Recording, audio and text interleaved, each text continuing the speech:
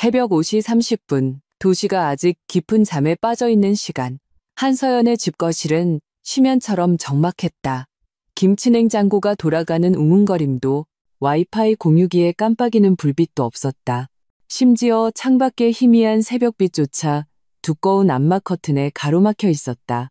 어둠은 차갑고 녹지 않는 잉크처럼 끈적했다. 한서연, 한서연.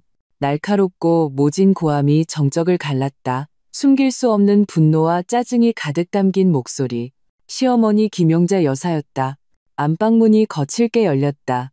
그녀는 벽을 더듬으며 어둠 속에서 방향을 잃은 박쥐처럼 허우적거렸다.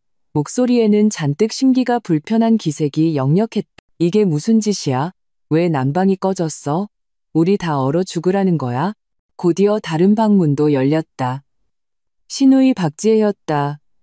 추위에 잠이 깬 아들 강민준을 안고 짜증 가득한 얼굴로 튀어나왔다. 새언니, 민준이 추워서 깬 것 좀 봐요. 이 추운 겨울에 어떻게 관리비도 안 내요? 그녀의 목소리는 앙칼지고 가늘었다.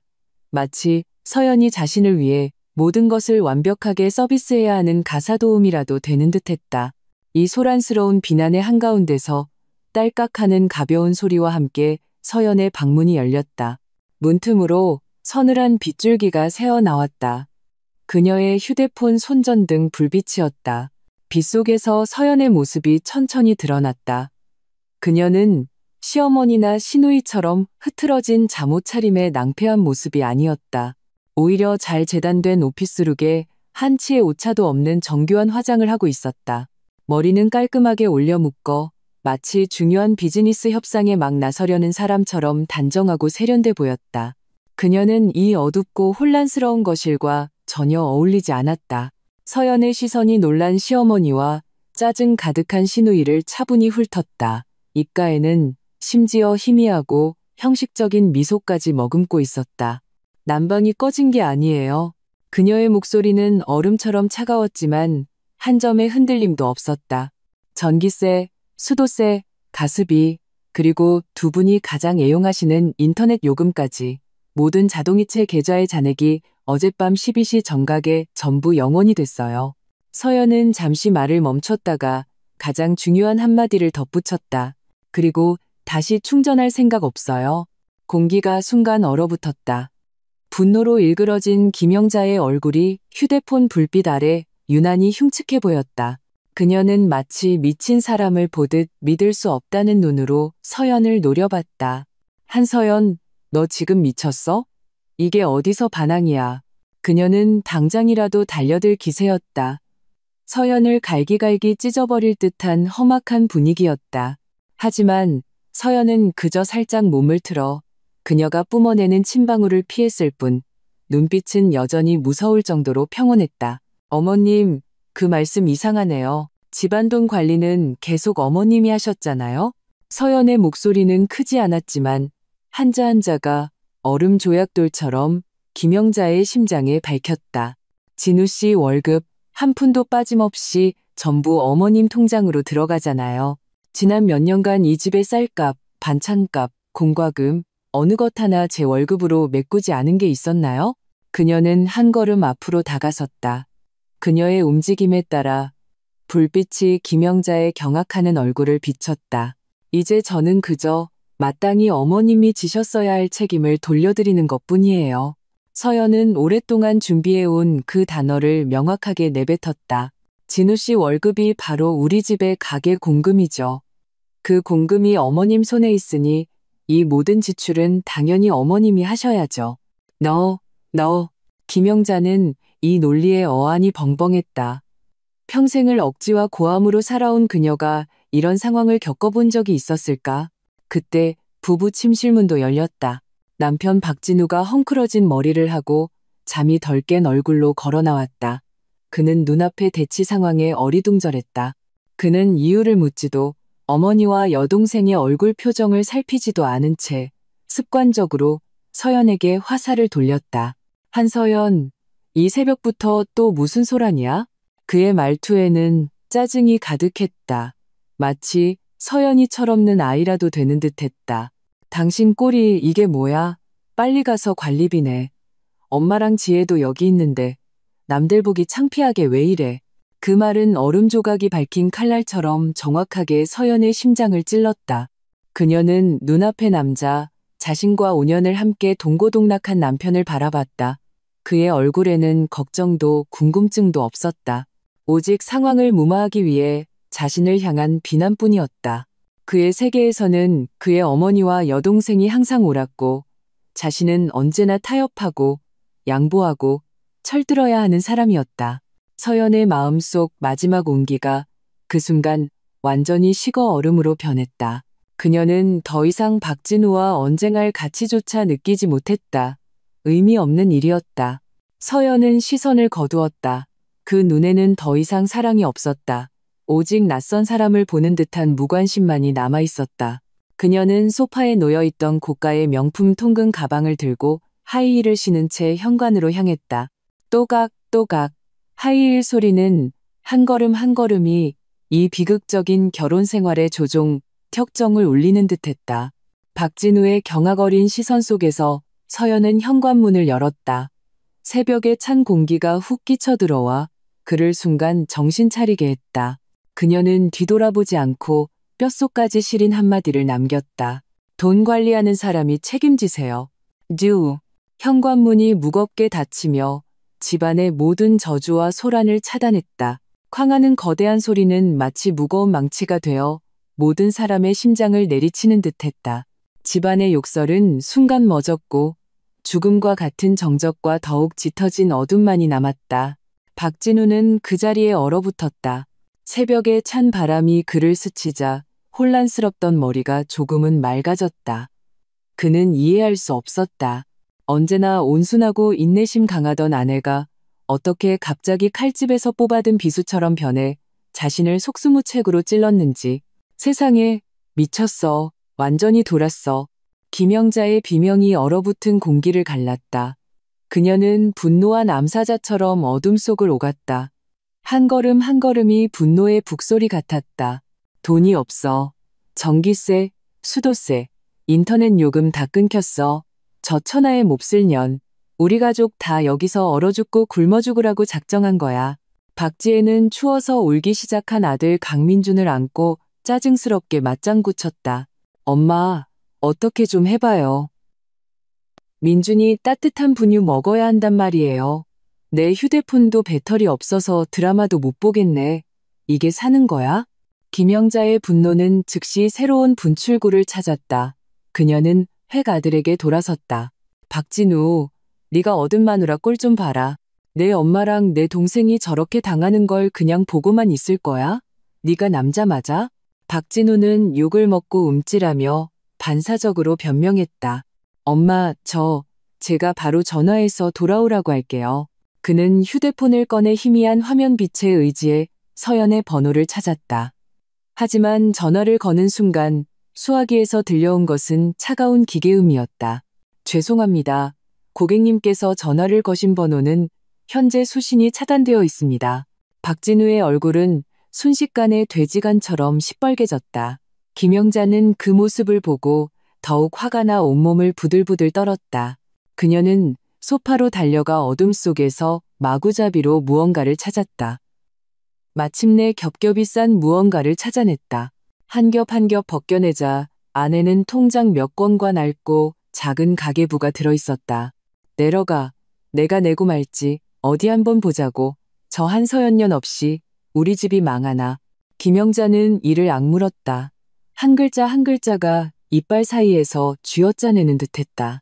그녀는 평생을 아끼고 아껴 박진우의 월급을 자기 목숨보다 더 소중히 여겼다.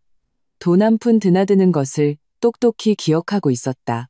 이제 그 돈을 꺼내 서연이 남긴 구멍을 메워야 한다는 것은 칼로 자기 살을 도려내는 것보다 더 고통스러웠다. 늘 집안일을 하느라 거칠어진 그 손이 통장을 넘길 때 주체할 수 없이 떨렸다. 추워서가 아니었다. 아까워서, 분해서, 그리고 자신이 굳건히 통제하던 모든 것이 갑자기 통제 불능이 된 것에 대한 공포 때문이었다. 이 모든 일의 발단은 불과 어제 저녁 식사 때의 지극히 평범한 콜라 한 잔이었다.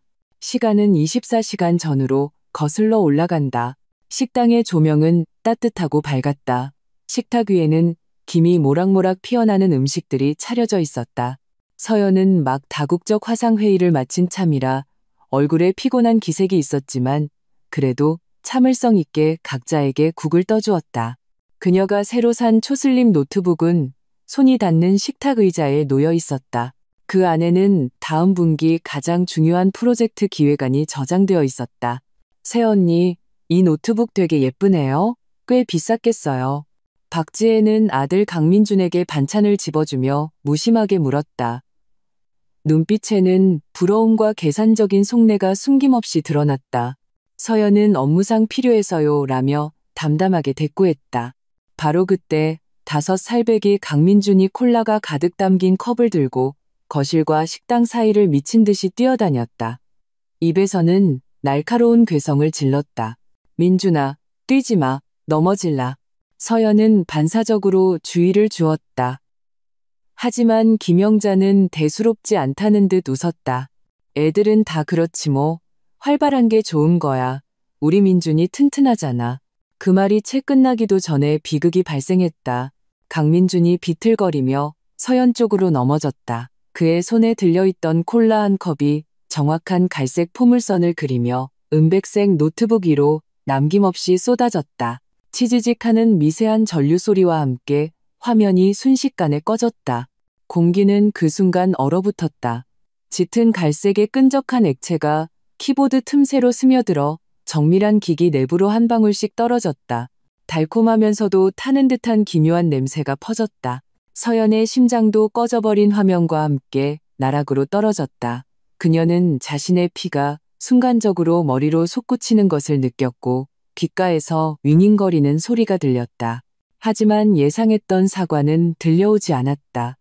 박지혜는 어머나 하고 소리쳤을 뿐 느긋하게 아들을 일으켜 세우고 휴지로 아이 손에 묻은 콜라를 닦아주었다. 그러고는 굳은 표정의 서연을 향해 전혀 미안하지 않은 미소를 지어 보였다. 새언니, 뭘 그런 거 가지고 화를 내요. 별일도 아닌데. 민준이가 일부러 그런 것도 아니잖아요. 그리고 새언니 돈 잘 버니까 하나 더 사면 되죠. 헝거 가야 새 거 온다잖아요. 김영자도 거들었다. 놀란 손자를 다독이며 비난의 눈초리로 서연을 쳐다봤다. 그래, 서연아, 애 상대로 뭘 그렇게 따지니? 우리 민준이 놀랐잖아. 노트북 하나가 내 금쪽 같은 손자보다 중요해? 서연의 시선은 망가진 노트북에서 신우이의 당연하다는 듯한 얼굴로 그리고 손자를 감싸고 도는 시어머니의 모습으로 천천히 옮겨갔다. 마지막으로 그녀는 남편 박진우를 바라봤다. 박진우는 미간을 찌푸리며 마침내 입을 열었다. 그러나 그 말은 그녀를 향한 것이었다. 됐어, 한서연. 엄마 말이 맞아. 애랑 똑같이 굴지 마. 빨리 나가서 수리 맡겨. 별일도 아닌데 꼭 그렇게 얼굴 붉혀야겠어? 그 순간 서연의 마음속에서 무언가가 완전히 부서져 내렸다. 노트북이 아니었다. 지난 5년간 수많은 타협과 인내로 쌓아 올린 이 집에 대한 마지막 한 조각의 가소로운 기대였다. 그녀는 더 이상 한마디도 반박하지 않았다. 이 가족의 눈에는 자신의 일, 자신의 노력, 자신의 재산, 심지어 자신의 감정까지도 아무 가치가 없다는 것을 알았기 때문이었다. 그녀는 자리에서 일어났다. 누구도 쳐다보지 않은 채 아직도 콜라가 뚝뚝 떨어지는 차가운 노트북을 조용히 안아들고 자신의 방으로 들어갔다. 딸깍하고 문이 닫혔다. 히스테릭한 싸움도 눈물 섞인 하소연도 없었다. 방 안은 죽음처럼 고요했다. 서연은 망가진 노트북을 바닥에 내려놓았다. 마치 부장품과 작별 인사를 하듯. 그리고 그녀는 옷장 가장 깊숙한 곳에서 똑같은 노트북 상자를 하나 더 꺼냈다. 그녀는 상자를 열었다. 그것은 지난달 프로젝트 보너스를 받자마자 자신을 위해 몰래 준비해둔 새로운 최고 사양의 노아의 방주였다. 그녀는 언젠가 이런 날이 오리라고 예상하고 있었다. 차가운 손끝이 새로운 키보드에 닿았다. 서연은 심호흡을 했다. 분노로 떨리던 감각이 점차 잔혹할 정도로 냉정한 평정심으로 대체되고 있었다. 그녀는 울지 않았다. 심지어 불필요한 표정 변화조차 없었다. 그녀는 노트북을 켜고 보조 인터넷에 연결했다.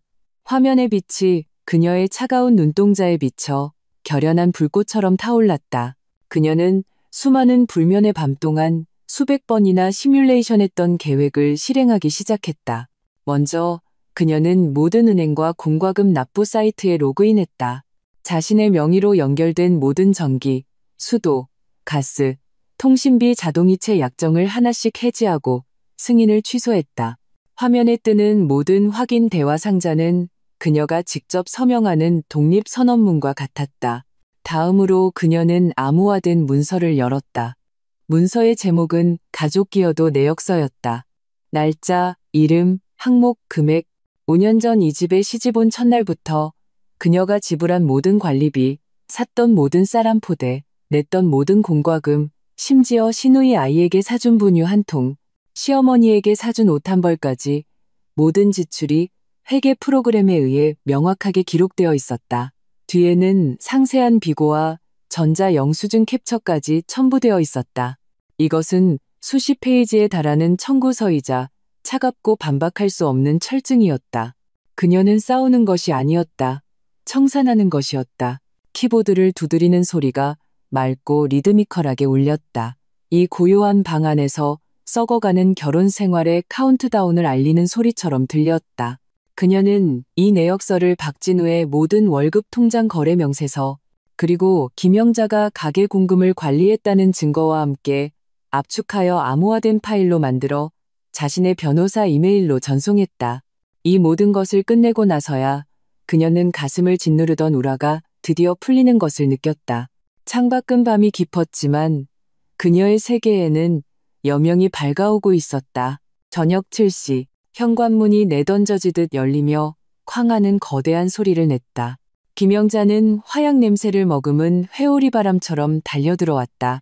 손에 든 관리비 고지서는 구겨져 형체를 알아볼 수 없었다. 평소에도 모질었던 그 얼굴은 이제 돼지간처럼 시뻘개져 있었다. 그녀는 오후 내내 관리사무소, 수도, 가스 회사를 돌아다녔다.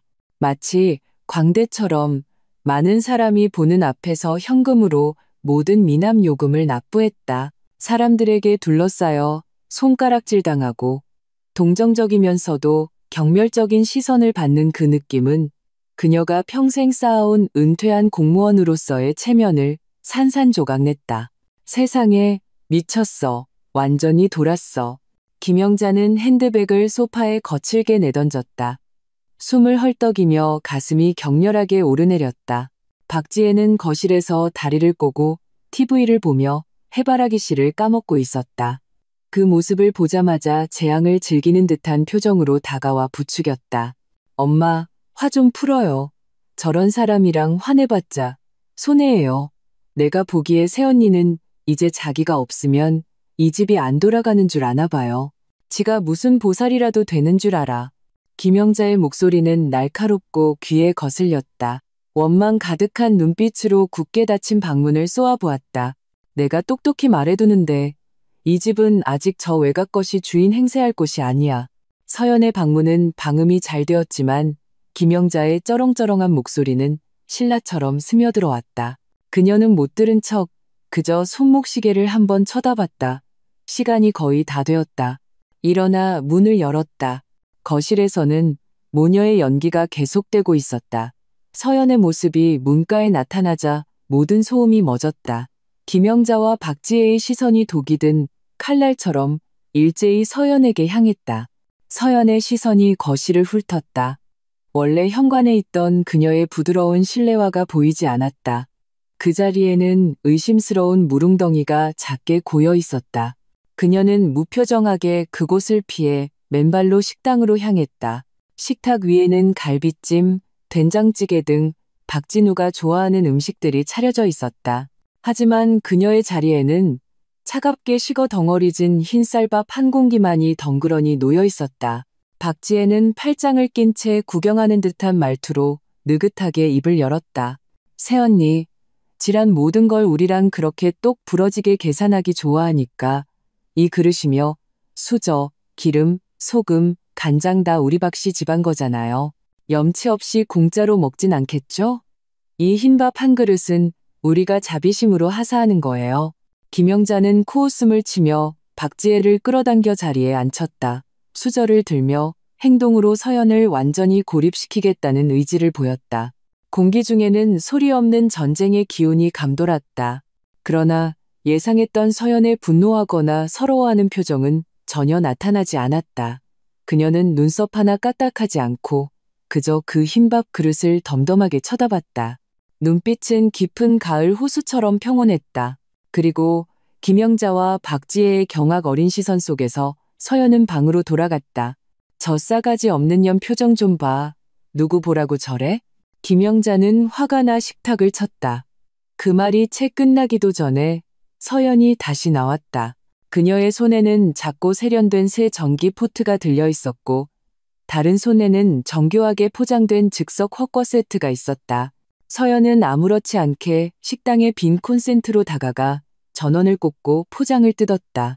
재료와 소스를 차례로 냄비에 넣었다. 곧 맵고 향긋한 마라 향이 강하게 퍼져나가며 식탁 위 평범한 집밥 냄새를 순식간에 압도했다. 보글보글 작은 전기포트 안에서 붉은 기름이 끓어오르며 김이 피어올랐다.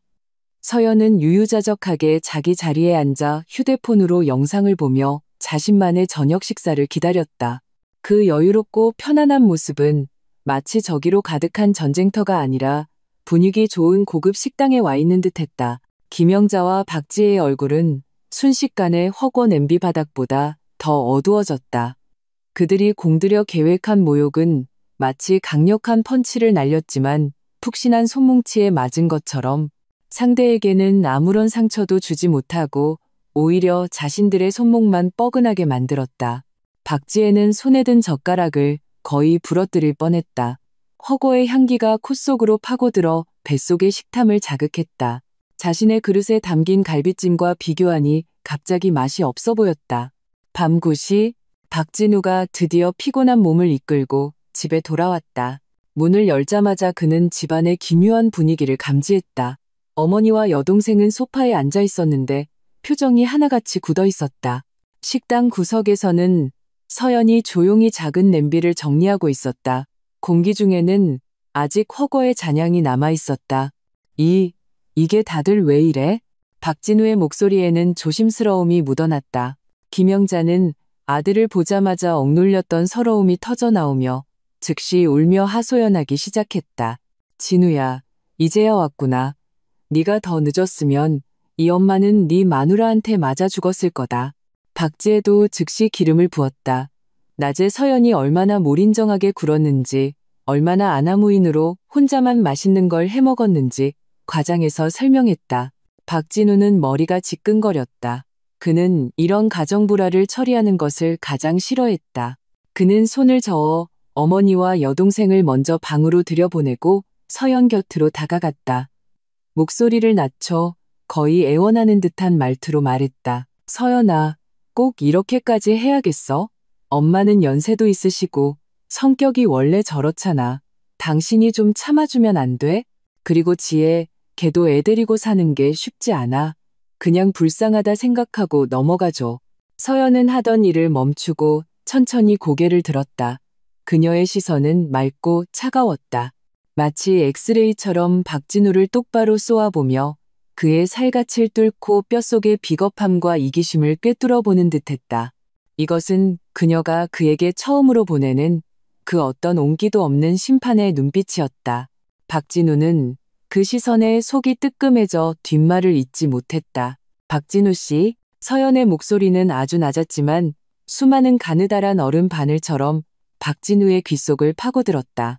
질문 하나 할게요. 당신 월급 300만 원 받자마자 한 푼도 안 남기고 전부 어머님께 송금하죠. 그분이 관리하시도록. 맞아요? 박진우는 잠시 멈칫하다가 반사적으로 고개를 끄덕였다.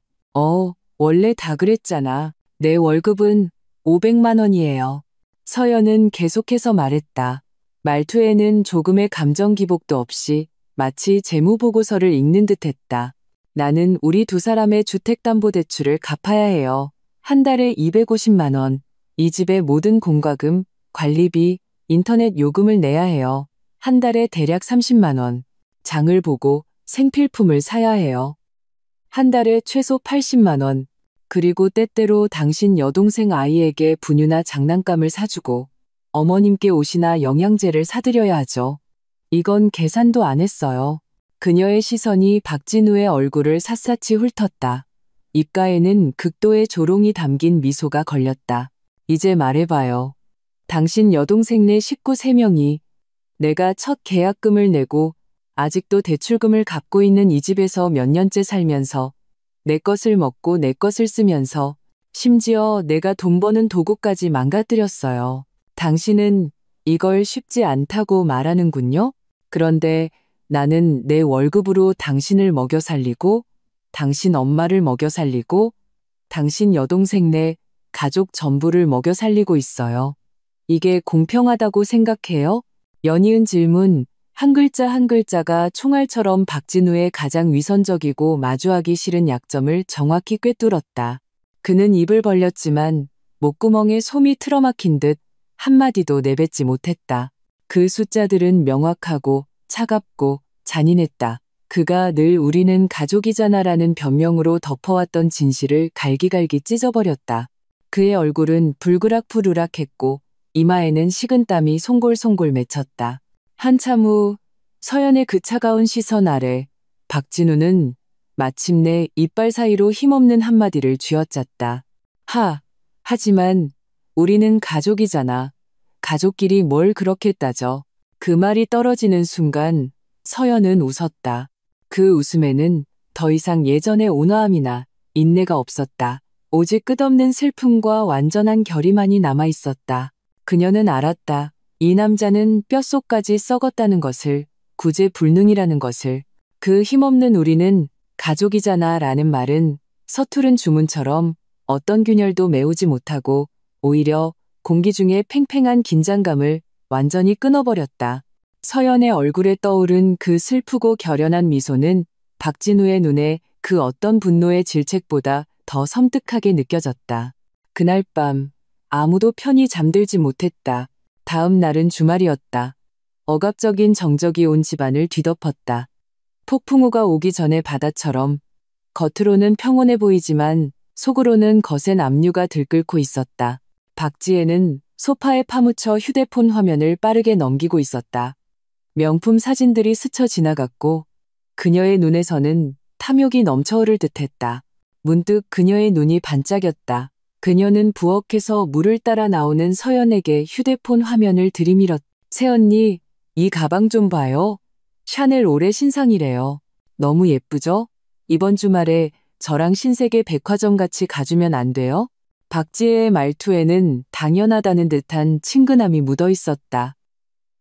마치 어젯밤의 험악한 분위기는 없었던 일인 것처럼 서연의 시선은 400만 원이라고 적힌 가격표에 1초간 머물렀다가 이내 물컵으로 옮겨졌다. 목소리는 컵 안의 맹물처럼 평담했다. 시간 없어요.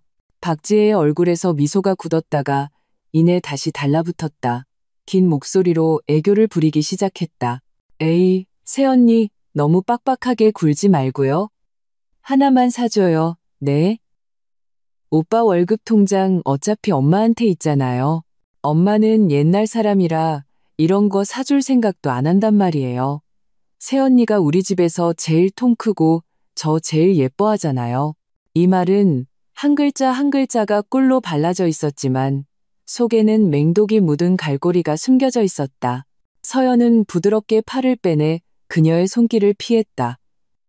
입가에는 있을 듯 말 듯 한 냉소가 걸려 있었다. 박지혜 씨, 28살이지 8살이 아니에요. 갖고 싶으면 네가 벌어서 사. 이 말은 마치 얼음물을 끼얹은 것처럼 박지혜의 모든 위장을 벗겨냈다. 그녀의 얼굴은 순식간에 붉어졌고 날카로운 목소리가 아침의 정적을 갈랐다. 한서연, 그게 무슨 말이에요? 한 달에 돈을 그렇게 많이 벌면서 나한테 가방 하나 못 사줘요? 우리 오빠 돈 다 당신이 집 대출 갚고 생활비로 썼잖아요. 내가 당신 돈 좀 쓰는 게 당연한 거 아니에요? 그래.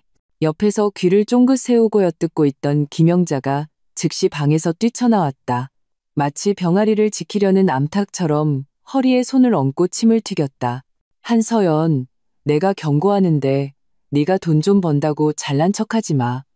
우리 박씨 집안 돈은 네가 쓸 수 있으면 내 딸도 쓸 수 있는 거야. 잊지 마. 이 집, 내 아들 지분도 있어. 지혜한테 가방 하나 사주는 건 하늘이 내린 이치야. 박진우도 소리를 듣고 달려나왔다. 이 험악한 광경을 보고 두피가 또다시 저릿해졌다. 그는 습관적으로 어머니와 여동생 앞에 서서 서연을 향해 난처한 표정을 지었다. 서연아, 그냥 가방 하나잖아. 지혜가 갖고 싶다는데. 다시 한번 말하지만 서연은 박진우의 말을 끊었다. 그녀의 목소리는 크지 않았지만 거스를 수 없는 관통력을 지니고 있어 거실 전체를 순간 조용하게 만들었다. 그녀의 시선이 혈연으로 얽힌 세 사람을 천천히 훑었다. 그 눈빛은 수수룡 메스처럼 차가웠다. 단 한 푼도 줄 수 없어요. 공기가 얼어붙었다. 박지혜의 가슴이 격렬하게 오르내렸다. 모욕감과 분노가 독사처럼 그녀의 이성을 잠식했다. 그녀는 갑자기 날카롭게 소리치며 이성을 잃었다. 안 줘? 좋아. 네가 안 사주면 내가 직접 찾아. 네가 비자금 안 숨겨놨을 리 없어. 네 돈은 우리 오빠 돈이고 우리 오빠 돈은 우리 집 돈이야.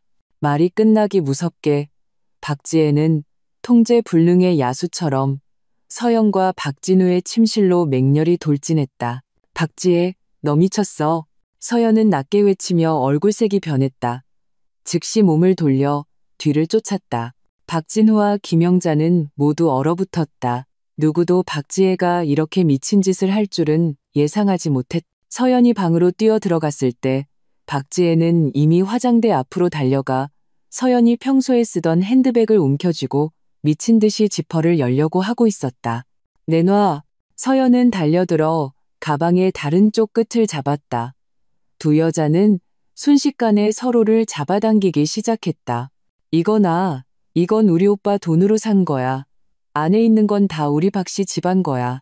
박지혜는 흉측한 얼굴로 가방을 놓지 않았다. 내 방에서 당장 나가. 서연의 인내심도 한계에 다다랐다. 눈에서는 분노의 불길이 타올랐다. 혼란 속에서 찍 하는 소리가 들렸다. 핸드백 지퍼가 억지로 뜯겨 나가고 가방 몸체가 찢어졌다. 립스틱, 열쇠, 파우더, 휴지 등 안의 물건들이 우르르 바닥에 쏟아졌다. 서류 봉투에 담긴 문서 하나가 그 사이로 빠져나와 소리 없이 매끄러운 나무 바닥에 떨어졌다. 바로 그때 뒤따라 들어온 김영자의 매서운 눈이 그것을 포착했다. 그녀는 쏜살같이 달려들어 마치 매가 병아리를 채듯 그 문서를 낚아챘다. 그녀는 자신이 서연이 숨겨둔 비자금의 결정적 증거를 잡았다고 생각하며 탐욕스럽고 더위만만한 미소를 지었다. 그래, 인연. 내가 너 우리 몰래 꿍꿍이 속이 있을 줄 알았어. 어디 보자. 내 아들 몰래 얼마나 많은 돈을 숨겨놨는지. 김영자는 조급하게 서류 봉투를 뜯어 안의 종이를 꺼냈다. 그러나 다음 순간 그녀의 얼굴에서 미소가 완전히 굳어버렸다. 그것은 통장도 부동산 계약서도 아니었다. 첫 장의 제목에는 눈에 확 띄는 굵은 글씨가 인쇄되어 있었다. 증여계약서, 변호사 상담 확인서. 그녀의 심장이 쿵 내려앉았다. 불길한 예감이 엄습했다. 그녀는 떨리는 손으로 다음 장을 보았다. 그것은 출력된 은행 거래 명세서였다. 명세서의 마지막에는 눈을 의심케 하는 거래 기록이 벌겋게 달군 인두처럼 그녀의 눈을 찢었다. 이체 금액 100원, 1억 원, 무려 1억 원이었다. 김영자의 호흡이 순간 멎고 머릿속이 하얘졌다. 그녀는 낯선 수취인의 이름을 뚫어져라 쳐다보며 하늘이 빙빙 도는 것을 느꼈다. 1억 원? 서연이가 어디서 이렇게 많은 돈을? 이 돈을 누구에게 보냈지? 증여계약서? 대체 무슨 짓을 하려는 거야? 옆에 있던 박지혜도 다가와 종이의 내용을 확인했다.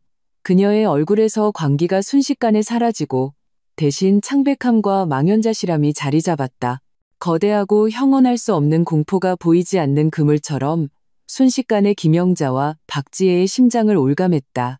그들은 상황이 자신들의 이해와 통제를 완전히 벗어났다는 것을 깨달았다. 그들이 넋을 잃고 있는 사이 하얗고 힘있는 손 하나가 김영자의 떨리는 손에서 그 문서를 침착하게 빼앗아갔다. 서연은 몸을 곧게 폈다.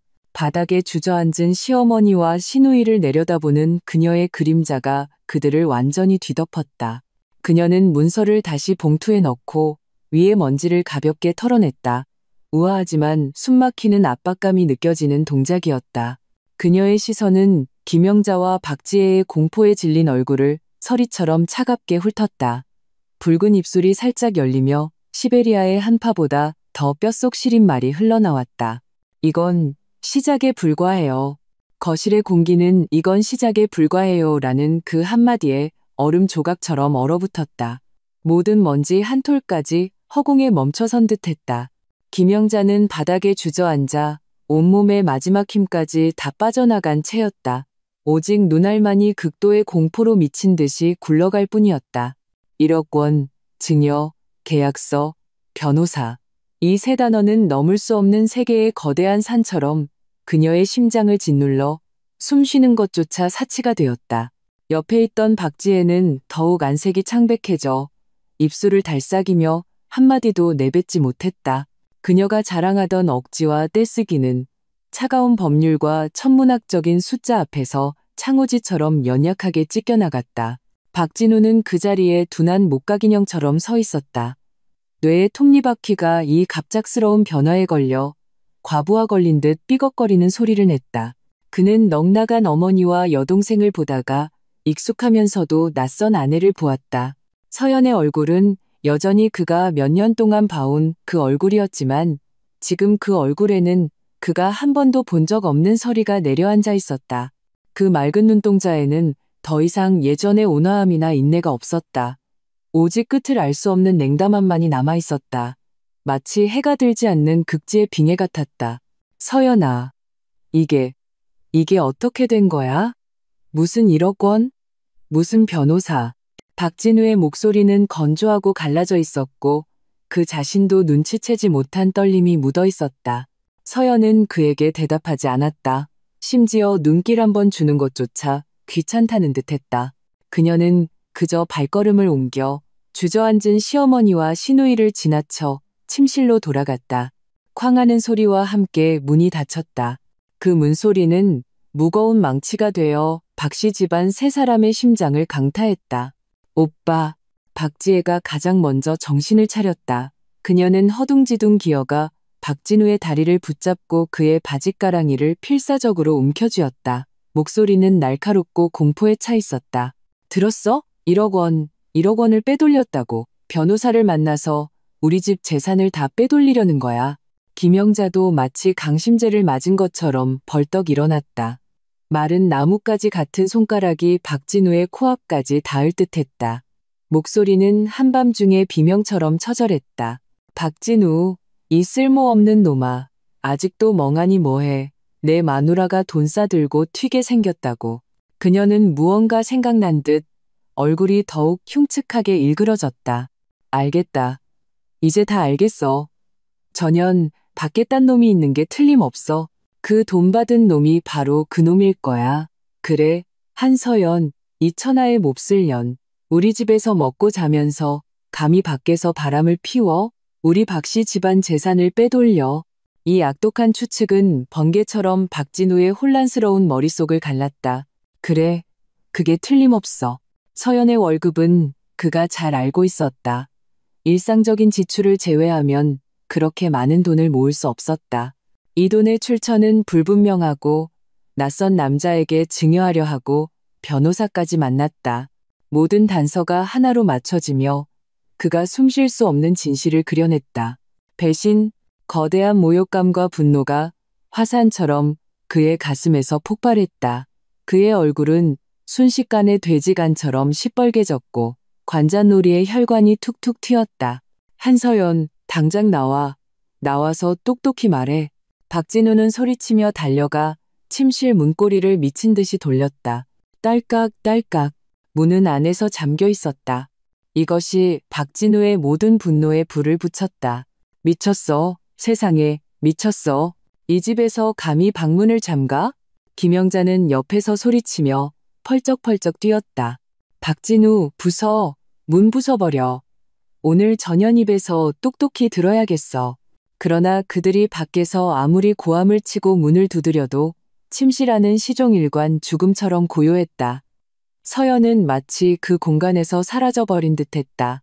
그날 밤 박씨 집안 거실의 불은 밤새도록 켜져 있었다. 다음 날 아침 서연이 평소와 다름없는 표정으로 출근 준비를 하며 방문을 열었을 때 그녀를 맞이한 것은 핏발선 눈들이었다. 박진우, 김영자, 박지혜 세 사람은 마치 세 개의 조각상처럼 문 앞을 지키고 있었다. 어디 가려고? 박진우의 목소리는 깨진 징처럼 쉬어 있었다. 출근해요. 서연은 덤덤하게 두 글자를 내뱉고 눈꺼풀조차 들지 않은 채 현관으로 향해 신발을 갈아 신었다. 그녀의 평온함은 밤새 고통받았던 박씨 가족을 완전히 자극했다. 출근? 박지혜가 괴성을 질렀다. 집안 돈 다 빼돌리고 출근을 해? 도망치려는 거지? 서연은 신발을 다 신고 몸을 바로 세웠다. 차가운 시선으로 그녀를 훑었다. 내 돈은 당신들 박씨 집안과 단 1원도 관계없어요. 그녀는 말을 마치고 현관문을 열어 뒤도 돌아보지 않고 나갔다. 너. 박진우는 화가 나 온몸을 부들부들 떨었지만 한 걸음도 쫓아가지 못했다. 서연의 그 차가운 눈빛은 그에게 전례 없는 공포감을 안겨주었다. 그는 두려웠다. 어머니의 말처럼 상황이 정말 그렇게 되어 한번 얼굴을 붉히면 다시는 돌이킬 수 없게 될까봐. 하지만 그는 그 1억 원이 정말 그렇게 사라져버릴까봐 더 두려웠다. 오후에 서연은 돌아오지 않았다. 대신 낯선 전화가 집으로 걸려왔다. 김영자가 전화를 받자 건너편에서 정중한 남자의 목소리가 들려왔다. 네, 여보세요. 박진우 씨 댁 맞습니까? 저는 55 열쇠 수리공입니다. 한서연 고객님께서 출장 잠금장치 교체 서비스를 예약하셔서요. 지금 아파트 단지 입구에 도착했습니다.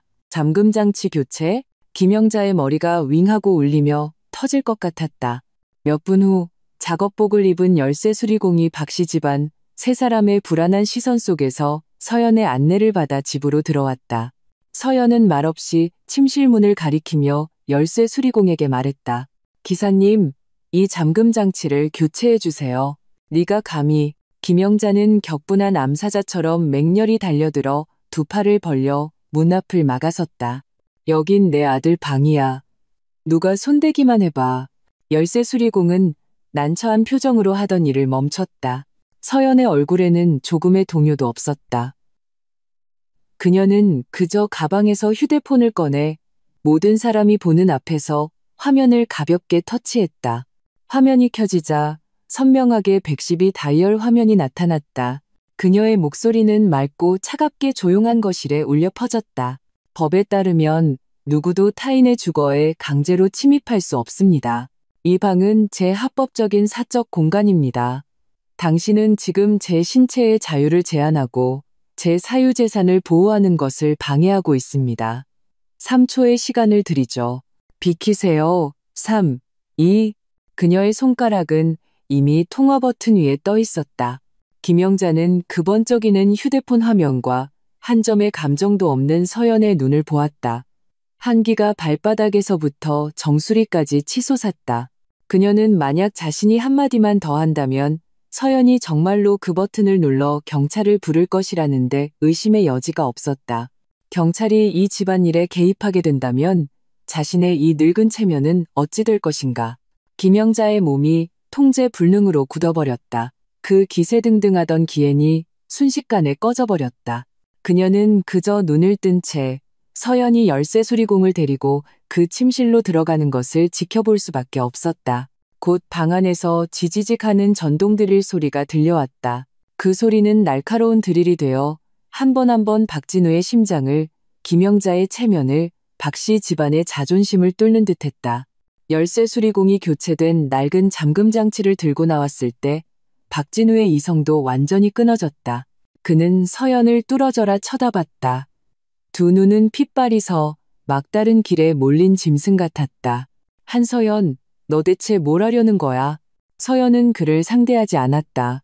그저 열쇠 수리공의 손에서 세 개의 새 열쇠를 받아 그중 하나를 박진우 앞으로 내밀었다. 그녀의 동작은 우아하면서도 거리를 두는 듯했다. 박진우는 불빛 아래 차갑게 빛나는 그 열쇠를 보았지만 손을 뻗지 않았다. 그는 갑자기 손을 들어 그 열쇠를 바닥에 세게 내리쳤다. 쨍그랑 날카로운 금속 충돌음이 귀에 거슬리면서도 단호했다. 이게 무슨 짓이야? 박진우의 가슴이 격렬하게 오르내렸다. 그는 굳게 닫힌 방문을 가리키며 서연에게 포효했다. 나를 막아? 나를 막겠다는 거야? 한서연, 여기가 누구 집인지 잊었어? 그는 마침내 그가 지금까지 가장 큰 의지처로 삼았던 그 말을 내뱉었다. 이 집 살 때 우리 부모님도 5천만 원 보탰어. 너무 심하게 굴지 마. 그는 이 말이 평소처럼 서연을 꼼짝 못하게 할 것이라 생각했다. 그러나 서연은 그저 조용히 그를 바라볼 뿐이었다. 마치 철없이 떼쓰는 광대를 보는 듯했다. 그녀는 천천히 허리를 숙여 바닥에 떨어진 열쇠를 주었다. 그리고 고개를 들어 박진우의 분노에 찬 시선을 마주하며 붉은 입술을 열어 한자 한자 명확하게 말했다. 좋아요. 5천만 원. 거기에 지난 몇 년간의 이자까지 쳐서 전부 돌려드릴게요. 우리 확실하게 계산하죠. 좋아요. 서연의 입가에 떠오른 기묘할 정도의 미소는 박진우의 심장을 쿵 내려앉게 했다. 그가 알던 온순하고 마음대로 할 수 있던 그런 미소가 아니었다. 그 미소에는 얼음이 서려 있고 칼날이 숨겨져 있었으며 마치 하찮은 벌레를 내려다보는 듯한 연민이 담겨 있었다. 우리 확실하게 계산하죠. 서연은 이 말을 되뇌었다. 마치 오랫동안 기다려온 별미를 맛보는 듯했다. 그녀는 더 이상 박진우를 쳐다보지 않았다. 그의 넉나간, 억울해하는 모습은 이제 그녀의 흥미를 조금도 끌지 못했다.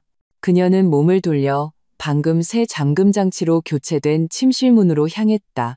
그녀의 등은 소나무처럼 꼿꼿했고 한 걸음 한 걸음이 박씨 가족의 심장을 밟는 듯 무겁고 단호했다. 박진우의 시선은 그녀에게 고정된 채 목구멍에서는 허억, 허억 하는 소리가 났다. 마치 보이지 않는 밧줄에 목이 졸린 들개처럼 숨 쉬는 것 외에는 아무 소리도 내지 못했다. 김영자의 입술은 떨렸고 욕을 하고 싶고 떼를 쓰고 싶었지만 서연의 그 차가운 눈빛이 아직도 눈앞에 서네 온몸의 세포가 공포로 가득 찼다. 딸깍하는 가벼운 소리가 들렸다. 새 열쇠가 새 잠금 장치에 들어가는 소리였다. 맑고 단호하며 마치 주권을 선포하는 듯한 위엄이 서려 있었다. 방문이 열리고 그들의 눈앞에서 무정하게 다시 닫혔다. 거실은 죽음처럼 고요했다. 박씨 집안 세 사람은 마치 혈이 막힌 조각상처럼 미동도 하지 않았다. 시간은 숨막히는 침묵 속에서 초침 소리처럼 기어갔다. 매 순간이 긴 능지처참 같았다. 몇 분 후 그 문이 다시 열렸다. 서연이 나왔다. 손에는 두꺼운 남색 파일이 들려 있었다. 그녀는 거실 중앙의 테이블로 다가가 탁 소리를 내며 파일을 유리 테이블 위에 올려놓았다. 그 소리는 크지 않았지만 무거운 망치가 되어 박진우와 김영자의 심장을 강타했다. 박진우의 눈꺼풀이 미친 듯이 떨렸다. 극도로 불길한 예감이 조수처럼 그를 덮쳤다. 서연은 의자를 당겨 앉았다. 자세는 우아했다. 마치 자신의 집거실이 아니라 수억 원짜리 계약의 향방을 결정하는 비즈니스 협상을 주재하는 듯했다.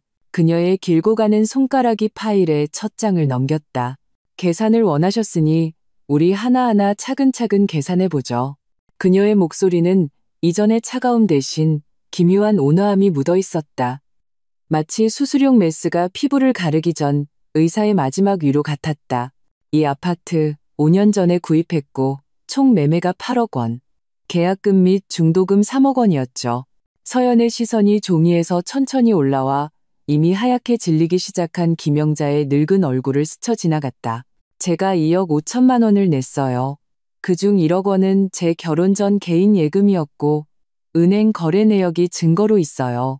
나머지 1억 5천만 원은 저희 부모님이 저 개인에게 증여해 주신 돈이고 역시 이체 기록이 있고요. 김영자의 호흡이 멎었다. 서연의 시선은 다시 박진우에게로 향했다. 그는 파일을 뚫어져라 쳐다보고 있었고 눈에는 경악과 불신이 가득했다. 박씨 집안에서는 5천만 원을 냈고요. 5천만 원. 이 숫자는 마치 벼락처럼 박진우의 머릿속에서 터져나갔다.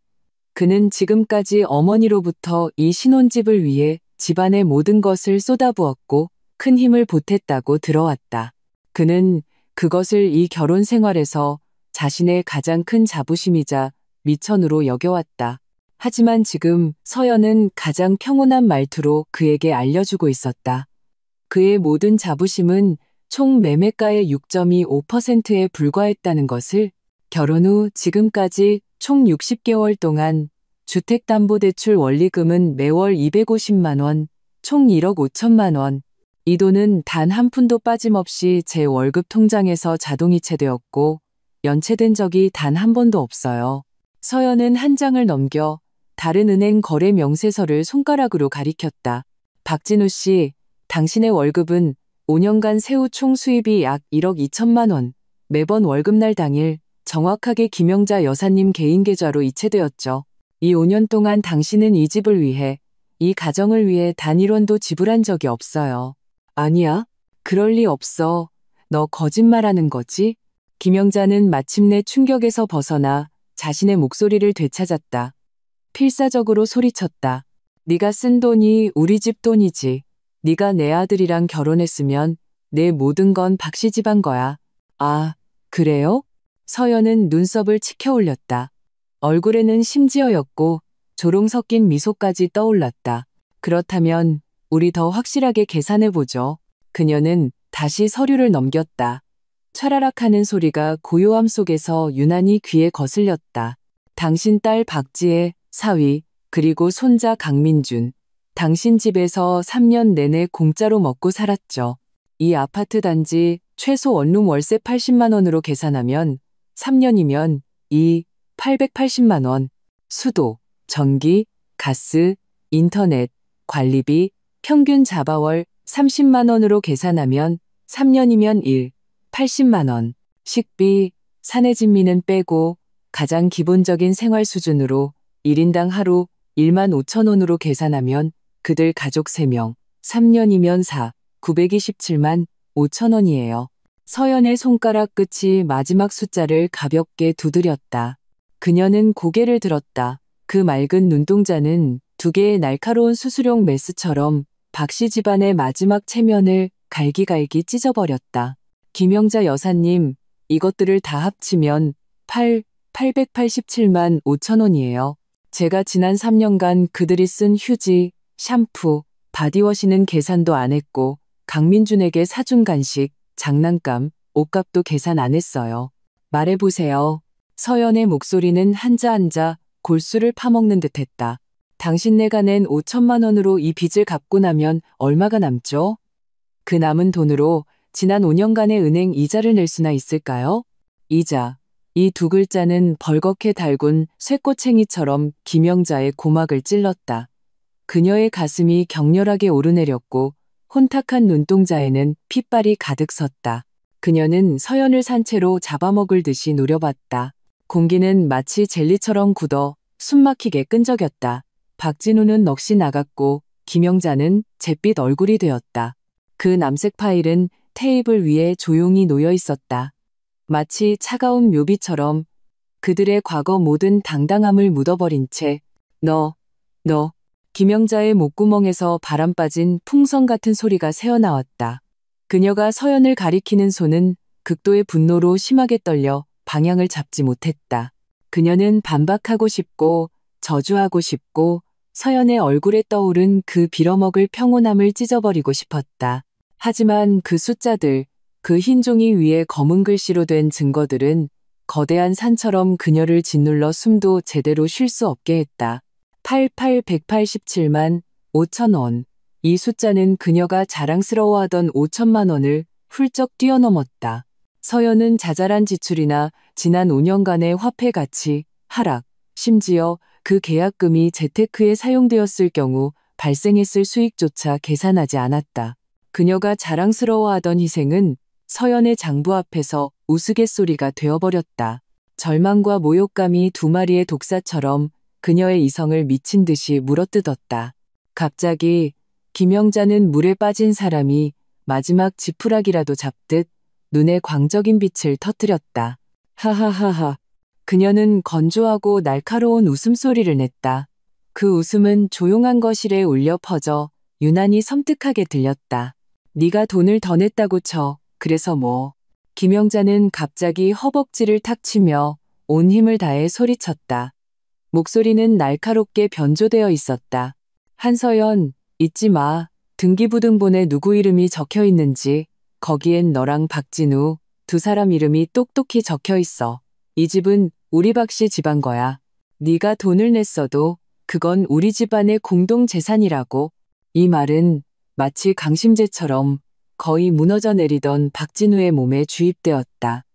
그는 벌떡 고개를 들었고 흐릿했던 시선이 다시 초점을 찾았다. 마치 잃어버렸던 영혼과 중심을 되찾은 듯했다. 그래, 등기부등본에 내 이름이 있어. 이것은 법이 인정한 사실이었다. 이것이 그들의 마지막이자 가장 견고한 보루였다. 허황된 자신감이 다시 박진우의 가슴을 채웠다. 그는 소파에서 벌떡 일어섰다. 너무 갑자기 일어나는 바람에 몸이 약간 휘청거렸다. 그는 서연을 가리키며 억울함에 찬 목소리로 포효했다. 한서연, 그만 좀 해. 집안을 이렇게 쑥대밭으로 만드는 게 재밌어? 이 장부들을 내 얼굴에 던지는 건 나랑 우리 엄마를 모욕하려는 거잖아. 내가 말하는데 꿈깨. 이 집은 우리 부부 공동 재산이야. 너 혼자 독차지할 생각 마. 만약 계속 이렇게 말도 안 되게 굴면 우리 이혼해. 지금 당장 이혼하면 집은 반반이야. 그때도 네가 그렇게 더위만만할 수 있는지 보자고. 그래, 이혼하고 집 나눠? 김영자는 즉시 가장 충실한 바람잡이처럼 옆에서 거들었다. 얼굴에는 더위만만한 미소가 번졌다. 거실의 공기는 순식간에 차가움에서 뜨거움으로 변했다. 박씨 모자는 서로 주거니 받거니 하며 이미 승리의 서광을 본 듯했다. 그러나 서연의 반응은 다시 한번 그들의 예상을 벗어났다. 박진우의 이혼 협박과 김영자의 고함에도 그녀는 분노하지도 반박하지도 심지어 조금의 당황함도 보이지 않았다. 그녀는 그저 조용히 그들을 바라볼 뿐이었다. 이 모자의 마지막이자 가장 추악한 발버둥을 지켜볼 뿐이었다. 그 눈빛은 복잡했다. 마치 함정에 빠진 채 여전히 이빨을 드러내며 허세를 부리는 두 마리 야수를 보는 듯했다. 그 눈빛에는 증오가 없었다. 오직 끝을 알 수 없는 깊은 연민만이 있었다. 한참 후 서연의 입가에 아주 희미한 미소가 걸렸다. 그 미소는 우는 것보다 더 사람을 오싹하게 했다. 좋아요. 그녀는 가볍게 두 글자를 내뱉었다. 목소리는 깊은 물처럼 평온하여 조금의 파문도 일지 않았다. 이혼하고 집 나누자고요? 서연의 시선이 박진우의 붉게 달아오른 얼굴에서 더위 양양한 김영자의 얼굴로 천천히 옮겨갔다. 등기부등본에 박진우 씨 이름이 있으니 이 집의 절반이 그의 몫이라고 생각하신다면 우리 이 문제를 아주 명명백백하게 탁자 위에 올려놓고 확실하게 말해보죠. 그녀는 말하며 앞에 놓인 남색 파일을 천천히 덮었다. 탁하는 맑은 소리가 났다. 이 동작에 박씨 모자의 심장이 이유 없이 쿵 내려앉았다. 더욱 강렬한 불안감이 순식간에 그들을 덮쳤다. 서연은 자리에서 일어났다. 그들을 내려다보는 그녀의 말투는 여전히 기묘한 온화함을 띠고 있었지만 거부할 수 없는 결단력이 담겨 있었다. 내일 저녁 7시 저희 부모님 모시고 오세요. 가족 회의를 열어서 모든 문제를 한 번에 해결하죠. 그럴 용기는 있으세요? 다음 날 저녁 7시 정확한 시간. 거실의 조명은 창백하게 빛나며 모든 먼지 한 톨까지 남김없이 비추고 있었다. 공기는 얼음처럼 얼어붙어 숨쉬기조차 힘들었다. 박진우와 김영자 모자는 이미 소파에 꼿꼿이 앉아 있었다. 김영자는 허리를 꼿꼿이 세우고 두 손을 무릎 위에 모아 마치 협상에 임하는 듯한 자세를 취했다. 눈빛은 칼날처럼 날카로웠다. 오늘 밤은 가족 화해가 아니라 생사를 건 영토 분쟁이었다. 박지혜도 팔짱을 낀 채 1인용 소파에 비스듬히 앉아 있었다. 입가에는 경멸적인 냉소가 걸려 있었고 때때로 곁눈질로 현관 쪽을 쳐다봤다. 그 자세는 마치 지각한 패배자를 기다리는 듯했다. 초인종 소리가 정적 속에서 갑자기 울렸다. 날카롭고 귀에 거슬렸다. 박진우는 깜짝 놀라 몸이 저절로 굳어졌다. 서연이 가서 문을 열었다. 문 밖에는 두 사람이 서 있었다. 앞장선 사람은 60에 가까운 남자로 마른 체형이었지만 유난히 꼿꼿했다. 주름 하나 없이 다려진 짙은색 재킷에 금태 안경을 쓰고 있었다. 렌즈 너머의 눈빛은 물처럼 고요했지만 노하지 않아도 위험이 느껴지는 기운이 풍겼다. 그는 서연의 아버지 서건국이었다. 퇴직 전 감사원의 고위 공무원이었다. 그 옆에는 서연의 어머니 장미경이 단정한 캐시미어 스웨터를 입고 서 있었다. 기품이 있었지만 미간의 서린 서연과 똑 닮은 서늘함과 단호함은 사람을 얕볼 수 없게 했다. 아빠, 엄마, 서연이 나지막이 불렀다. 서건국은 가볍게 고개를 끄덕이며 서연을 지나 거실 안의 상황을 훑어보았다. 마지막으로 그의 시선은 김영자에게 닿았다. 그 눈빛은 평온했지만 김영자는 괜히 가슴이 철렁했다.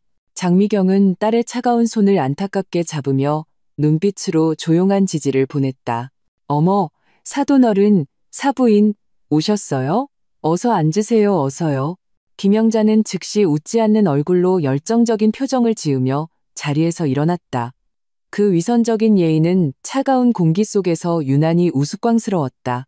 서건국과 장미경은 그녀의 호의를 무시하고 곧장 서연 옆 소파에 앉았다. 세 사람은 견고한 전선을 형성하며 맞은편의 박씨 가족 세 사람과 뚜렷한 대치 구도를 이루었다. 거실 중앙의 테이블은 이제 마치 초안지, 조안지의 경계선 같았다.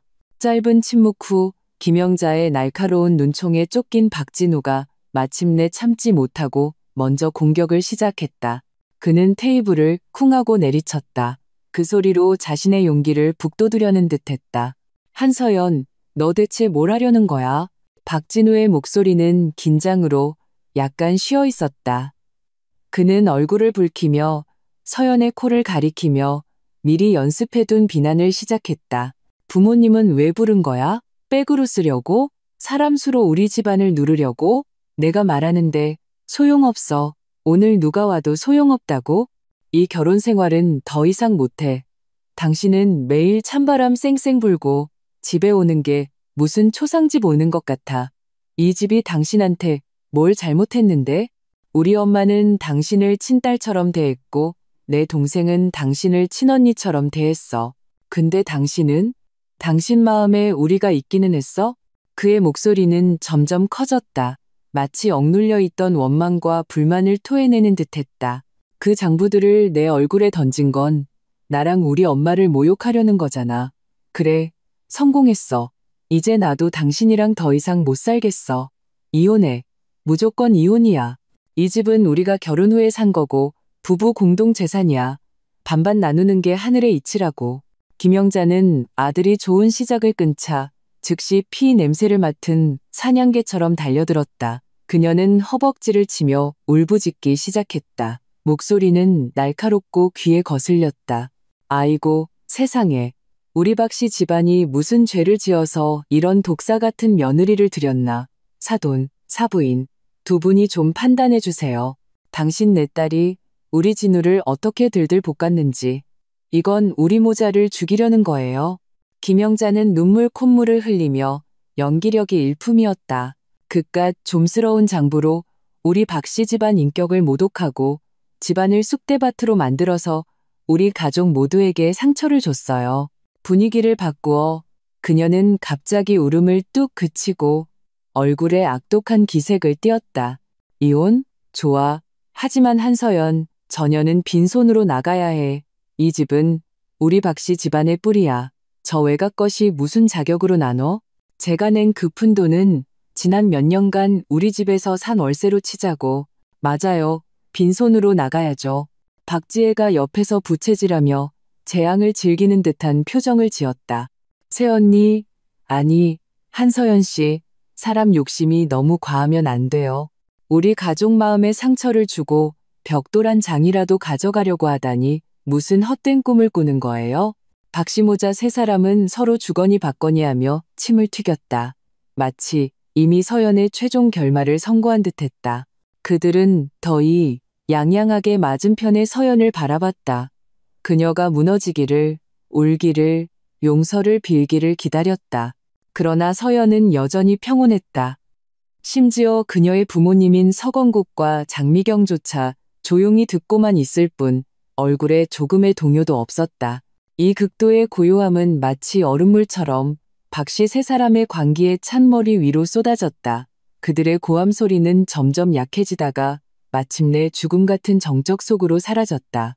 불길한 예감이 다시 그들의 심장을 덮쳤다. 바로 그때 계속 침묵하던 서건국이 움직였다. 그는 말없이 그저 무릎 위에 놓아두었던 검은색 서류 가방을 테이블 위로 천천히 들어올렸다. 딸깍, 딸깍. 두 번의 맑은 금속 잠금 장치 열리는 소리가 조용한 거실에서 천둥처럼 선명하게 울렸다. 모든 사람의 시선이 그곳으로 쏠렸다. 서건국은 가방에서 서류 봉투에 정성스럽게 포장된 문서를 꺼냈다. 그는 문서를 봉투에서 꺼내 유리 테이블 중앙에 가볍게 놓았다. 그리고 천천히 맞은편의 박진우 쪽으로 밀었다. 그것은 깔끔하게 제본된 계약서였다. 표지에 굵고 진하게 인쇄된 명조체 글자들이 마치 낙인처럼 박씨 가족의 눈을 지졌다. 개인 간 금전 소비 대차 및 부동산 담보 설정 계약서. 박진우의 동공이 순간 바늘끝처럼 수축했다. 김영자의 얼굴에서 더이 양양한 미소가 완전히 굳어버렸다. 이게 뭐야? 김영자의 목소리는 건조하게 떨렸다. 그녀는 목을 길게 빼고 그 글자들을 뚫어져라 쳐다봤다. 마치 종이를 꿰뚫어 볼 기세였다. 서건국은 안경을 고쳤었다. 렌즈는 차가운 불빛을 반사했다. 그의 목소리는 느리고 차분했지만 한 글자 한 글자가 무거운 납덩이처럼 박씨 가족의 심장을 강타했다. 김영자 씨, 방금 서연이가 낸 돈이 당신네 집에서 산월세라고 하셨죠? 그렇다면 묻겠습니다. 당신네 박씨 집안이 언제 8억 원을 내서 이 집을 사셨기에 감히 당신네 집이라고 칭하시는 겁니까? 서건국의 말에 김영자는 순간 할 말을 잃었다. 그는 상대에게 숨 쉴 틈도 주지 않고 이미 안색이 창백해진 박진우에게로 시선을 돌렸다. 박진우 군, 집 살 때 서연이의 계약금은 2억 5천만 원이었고 자네 집에서는 5천만 원을 냈지. 이 사실은 맞나? 박진우는 반사적으로 고개를 끄덕였다. 목을 대가 힘들게 움직였다. 서건국은 계속해서 말했다. 우리 집은 대단한 부잣집이 아니네. 그 2억 5천만 원은 우리 노부부의 평생 모은 돈이야. 우리가 그 돈을 꺼낸 것은 증여도 자선도 아니었네. 그의 손가락이 계약서 표지를 가볍게 두드렸다. 바로 대여였지. 대여. 이 두 글자는 맑은 하늘의 날벼락처럼 박진우와 김영자의 머릿속에서 터져나갔다. 아니야, 그럴 리 없어. 김영자는 꼬리를 밟힌 고양이처럼 비명을 질렀다. 그건 당신들이 부모로서 딸집 사주는데 보태준 돈이지. 어떻게 대여일 수가 있어? 여기서 거짓말하지 마. 거짓말인지 아닌지는 당신이 결정하는 것도 내가 결정하는 것도 아닐세. 서건국의 말투는 여전히 평온했지만 감사원 간부 특유의 압박감이 서려 있었다. 법이 결정하는 거지. 그는 그 계약서를 다시 앞으로 밀어 박진우의 앞에 놓았다. 박진우 군, 자네가 직접 똑똑히 보게. 계약서의 대주 타슈는 나와 서연이 엄마 두 사람 이름으로 되어 있고 차주, 제주는 자네와 서연이 두 사람 이름으로 되어 있어.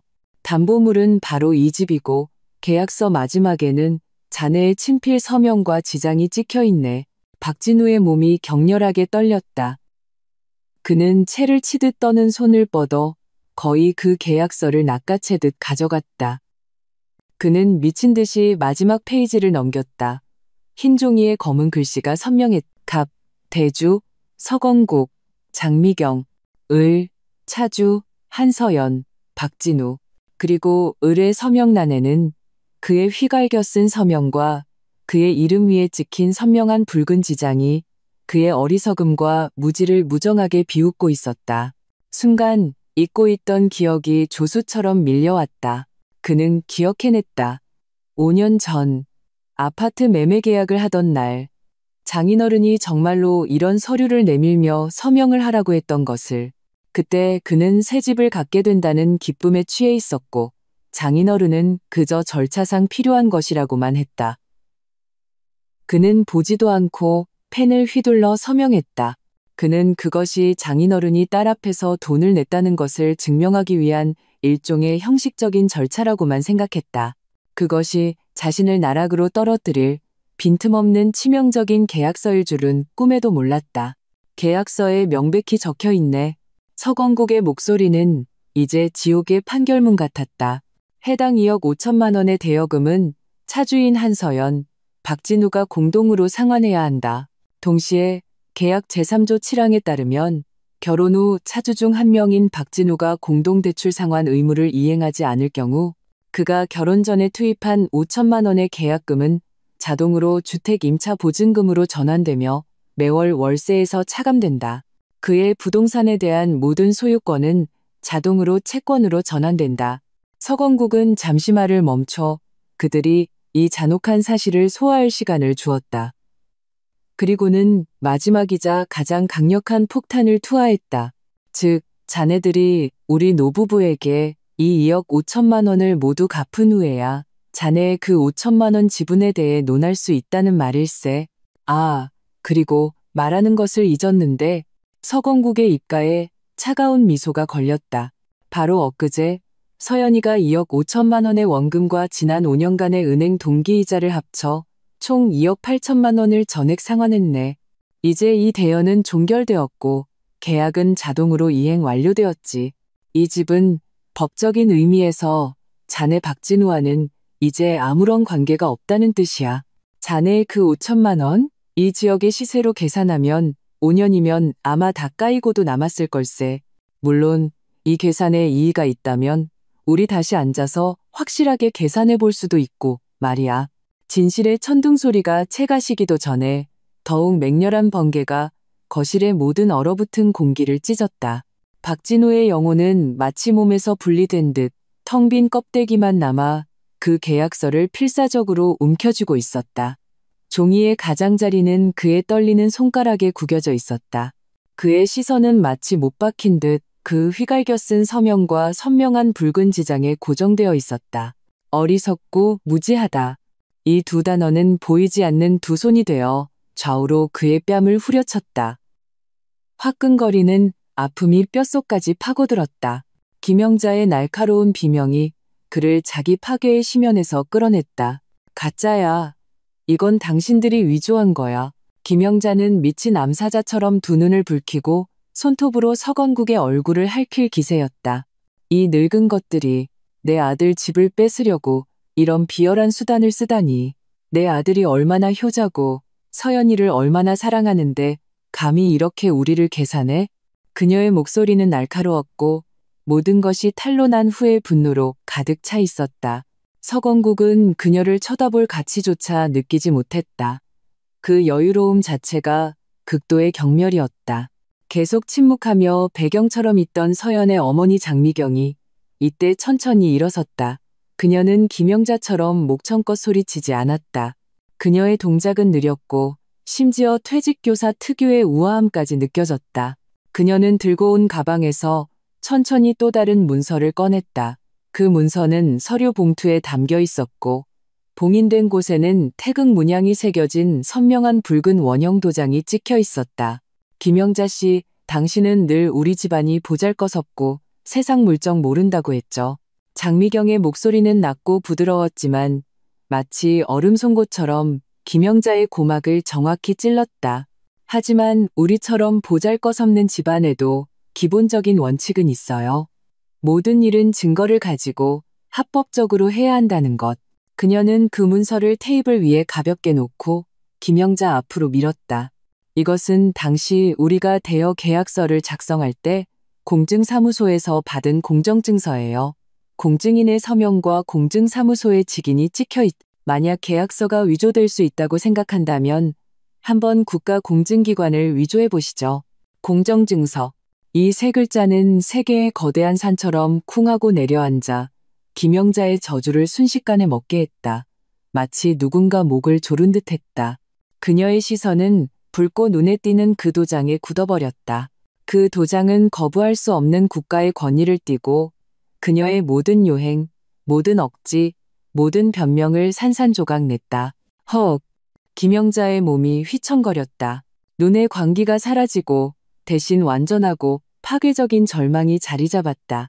그녀가 자랑하던 교활함, 그녀가 생존의 수단으로 삼았던 모진 성격은 절대적인 법률 증거 앞에서 천하의 웃음거리가 되었다.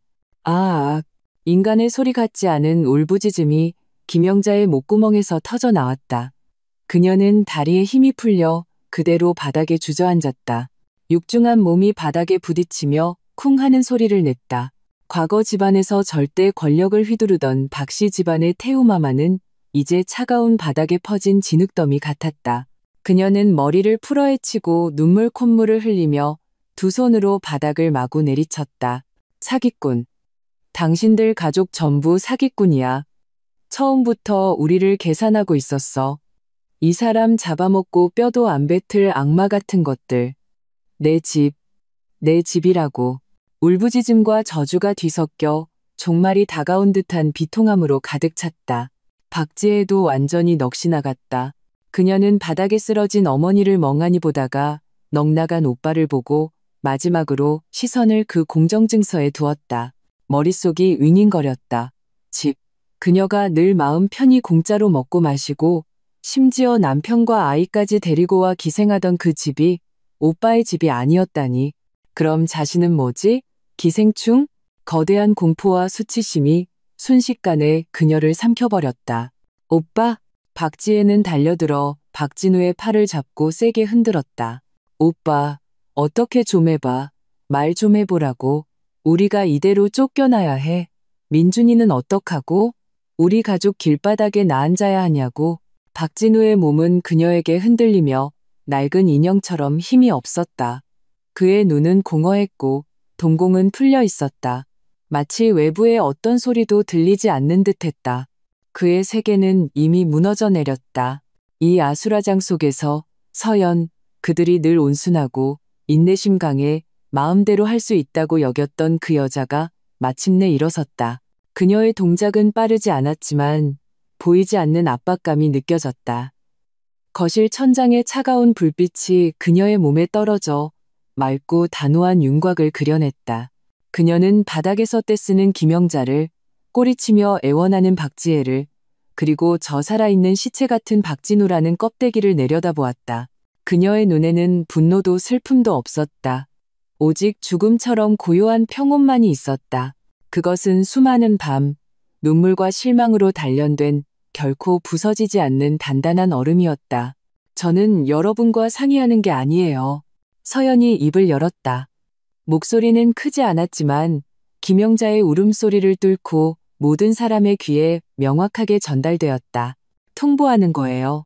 그녀는 잠시 말을 멈추고 박씨 가족 각자의 절망적인 얼굴을 훑었다. 그리고 판결을 내리기 시작했다. 첫째, 이혼. 그녀의 시선이 박진우의 핏기 없는 얼굴에 고정되었다. 박진우 씨, 합의서는 이미 작성했어요.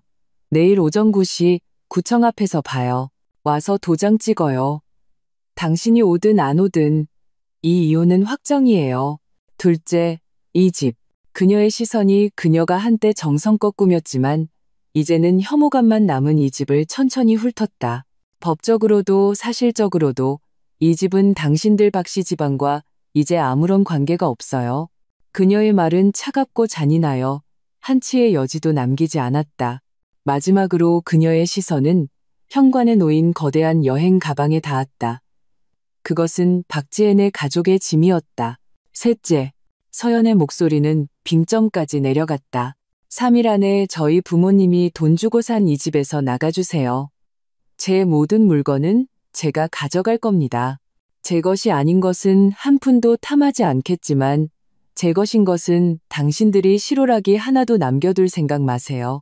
3일 후에 저는 와서 잠금 장치를 바꿀 겁니다. 그때까지 당신들이 아직 여기 있다면 서연의 입가에 희미하면서도 극도로 차가운 미소가 걸렸다. 저는 바로 경찰에 신고해서 불법 주거 침입 문제를 처리할 겁니다. 3일의 기한이 약속대로 다가왔다. 서연은 더 이상 그 소위 집이라는 곳에 발을 들여놓지 않았다. 그녀는 약속된 시간에 아파트 관리소장과 2명의 주민센터 조정위원과 함께 조용히 문 앞에 섰다. 주변 이웃들이 소란을 듣고纷纷 고개를 내밀어 호기심 어린 눈으로 쳐다봤다. 그들은 이 집의 소동에 대해 이미 들어 알고 있었다. 서연은 초인종을 눌렀다. 맑은 벨소리가 조용한 복도에 유난히 날카롭게 울렸다. 문 안은 죽음처럼 고요했고 아무도 응답하지 않았다. 서연은 무표정하게 휴대폰을 꺼내 바로 경찰에 신고 전화를 걸었다. 그녀는 스피커폰을 켰고 차갑고 형식적인 여성의 목소리가 명확하게 흘러나왔다. 네, 112 신고센터입니다. 제 사유 주택에 대한 불법 점거를 신고합니다. 주소는 말이 채 끝나기도 전에 문이 쾅 하고 안에서 열렸다. 초췌하고 원망스러운 김영자의 얼굴이 문 뒤에 나타났다. 그녀는 막다른 길에 몰린 야수처럼 두 눈을 붉히고 서연을 뚫어져라 쳐다봤다.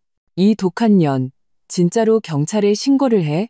우리를 죽음으로 내몰겠다는 거야. 김영자의 목소리는 쉬어 있었고 증오로 가득 차 있었다. 그녀 뒤에는 박지혜가 아이를 안고 있었고 그녀의 남편은 고개를 숙이고 있었다. 박진우는 넉나간 인형처럼 거실 중앙에 멍하니 서 있었다. 문 앞에 서 있는 관리소장과 조정위원, 그리고 복도에서 엿보는 이웃들을 보자 김영자의 연기 욕심이 순간 불타올랐다. 그녀는 바닥에 주저앉아 허벅지를 치며 통곡하기 시작했다. 세상에 이런 법이 어디 있습니까? 여러분, 와서 좀 보세요. 며느리가 우리 식구들을 다 내쫓아요. 우리더러 죽으라는 거예요. 제가 힘들게 키운 아들이 이런 은혜도 모르는 년을 아내로 맞았어요.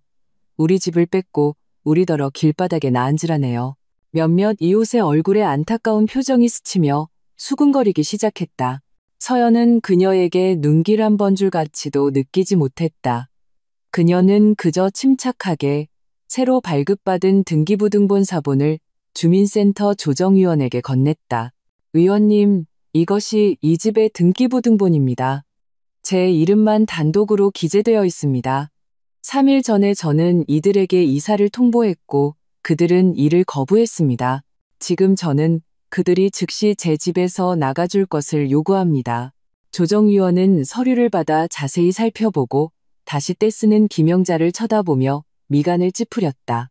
어머님, 등기부등본에 확실히 한서연 씨 이름만 있네요. 법적으로 이 집은 이분 소유가 맞습니다. 이렇게 버티고 계시는 건 불법입니다. 이웃들의 수군거림이 순식간에 방향을 틀었다. 뭐라고? 저 집이 진짜 서연 씨 거라고? 그럴 줄 알았어. 박 씨 집안이 무슨 돈으로 저런 큰 집을 사겠어. 알고 보니 며느리 돈으로 산 거였네. 세상에 남의 집에 얹혀 살면서 사람을 하녀처럼 부려먹었단 말이야. 저 집안 낯짝도 두껍네. 그러게 말이야. 저 딸네 식구들은 아예 눌러앉았잖아. 먹고 입는 거 다 서연 씨 돈 아니었겠어? 날카로운 말들이 불에 달군 쇠꼬챙이처럼 김영자와 박지혜의 귀를 찔렀다. 김영자의 통곡이 멎었다. 그녀가 자랑스러워하던 피해자 신부는 철 같은 사실과 사람들의 손가락질 앞에서 우스꽝스러운 농담이 되었다. 그녀의 얼굴은 불그락푸르락 하다가 마침내 잿빛으로 변했다. 박지혜도 더 이상 버틸 수 없었다. 그녀는 아이를 안고 주변 모든 사람의 시선이 칼날처럼 자신을 난도질하는 것을 느꼈다. 그녀가 늘 당연하게 여겼던 모든 것이 이제 산산조각 나 그 밑에 가장 추하고 부끄러운 기생의 본질을 드러냈다. 그녀의 남편은 더욱 쥐구멍에라도 숨고 싶었다. 그는 박지혜의 팔을 세게 잡아당기며 낮게 으르렁거렸다. 아직도 덜 창피해. 빨리 짐 싸서 나가. 결국 관리소장과 조정위원의 감독 아래 이웃들의 경멸적인 시선 속에서 박씨 가족은 마치 집 잃은 개처럼 그들이 한때 위세를 부리던 그 집에서 초라하게 짐을 빼냈다. 박지앤의 가족은 대형 가방들을 끌고 월세방을 찾아 헤매는 비참한 여정을 시작했다. 그들은 모아둔 돈이 전혀 없어 가장 저렴한 반지하 방으로 눈을 돌릴 수밖에 없었다. 그곳은 그들이 상상조차 해본 적 없는 세계였다. 어둡고 축축한 건물들이 햇빛을 모두 가리고 있었고 좁은 골목에는 오수가 흐르고 쓰레기가 널려 있었다. 공기 중에는 음식물 썩는 냄새와 하수구 냄새가 뒤섞여 악취를 풍겼다. 그들이 얻은 단칸방은 20제곱미터도 채 되지 않았다. 침대 하나와 책상 하나가 공간을 가득 채웠다. 벽에는 얼룩덜룩한 곰팡이와 아이들의 낙서가 가득했고 머리 위 전선은 거미줄처럼 어지럽게 얽혀 있었다. 이런 데서 어떻게 살아? 박지혜는 짐을 내려놓자마자 무너지듯 비명을 질렀다. 나 여기서 안 살 거야. 여보, 당신 모아둔 돈 좀 있다며? 우리 좀 더 좋은 오피스텔로 가자. 남편의 얼굴은 이 방보다 더 어두웠다. 모아둔 돈? 내 돈은 당신이 명품 가방 사고 화장품 사는데 다 썼잖아. 아직도 오피스텔 타령이야? 뭘로 월세 낼 건데? 네, 내가 어떻게 알아. 다 그 한서연, 그 천하의 몹쓸년 때문이야. 박지혜는 모든 원망을 서연에게 돌렸다. 그 여자 탓이라고? 당신이 매일 애 데리고 남의 집에 가서 빌부터 먹지 않았으면, 당신 오빠 집을 자기 집처럼 여기지 않았으면 우리가 이 지경이 됐을 것 같아? 남편은 처음으로 그녀에게 혐오스러운 표정을 지었다.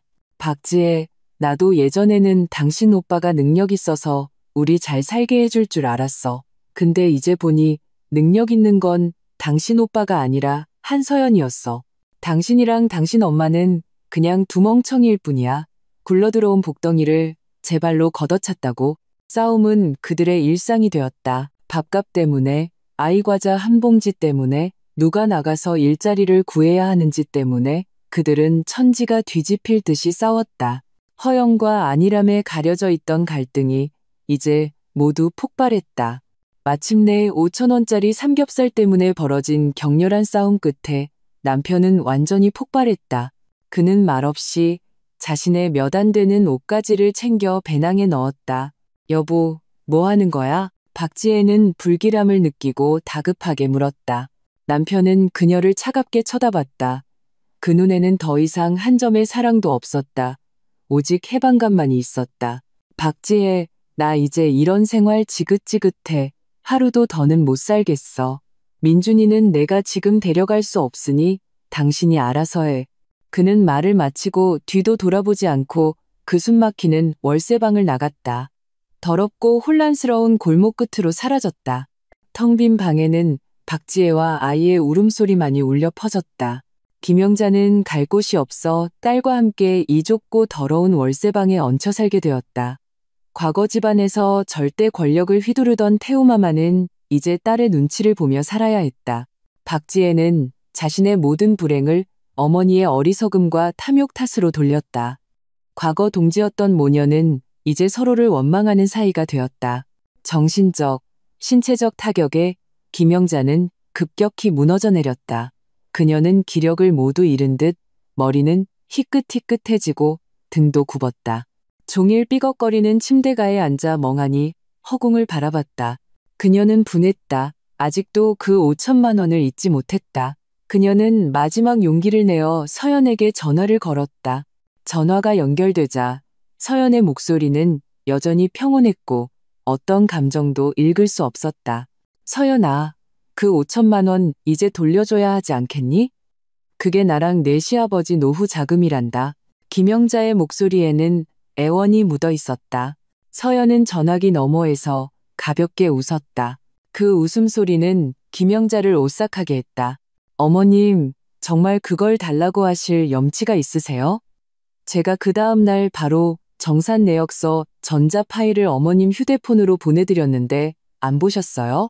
김영자는 떨리는 손으로 그녀가 무시했던 그 문자를 찾아냈다. 링크를 클릭하자 수십 페이지에 달하는 PDF 파일이 열렸다.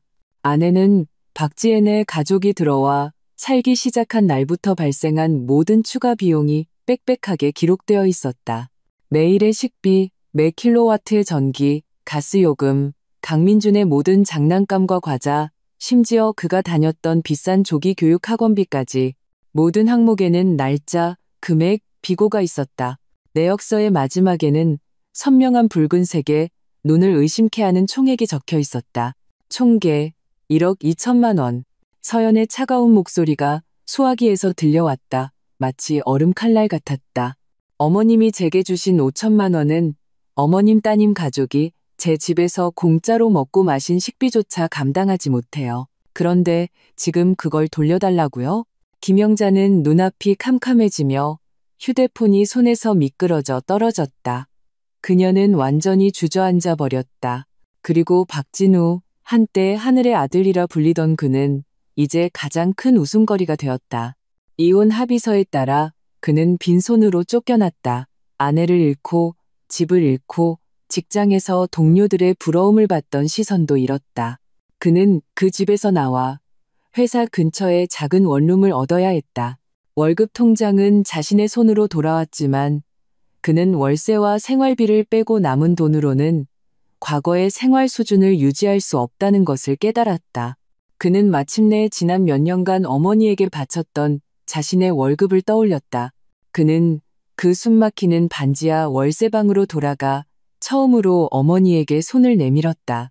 엄마, 제가 지난 몇 년간 들였던 월급은요? 저 지금 돈이 필요해요. 김영자는 돈이라는 말에 꼬리를 밟힌 고양이처럼 즉시 비명을 질렀다. 돈? 돈이 어디 있어? 다 내 동생한테 썼고 내 조카한테 썼지. 이제 와서 나한테 돈을 달라고? 너 이 엄마를 죽이려는 거냐? 그녀는 울고 떼를 쓰고 바닥에 드러누웠다. 박진우는 무표정하게 그녀를 바라봤다. 마음속 마지막 남은 가족의 온기마저 완전히 식어버렸다. 그는 마침내 깨달았다. 어머니의 마음속에서 자신은 그저 돈 버는 도구에 불과했다는 것을. 자신이 힘들게 번 돈은 당연하게도 여동생 가족이 호의호식하는 자본이 되었다.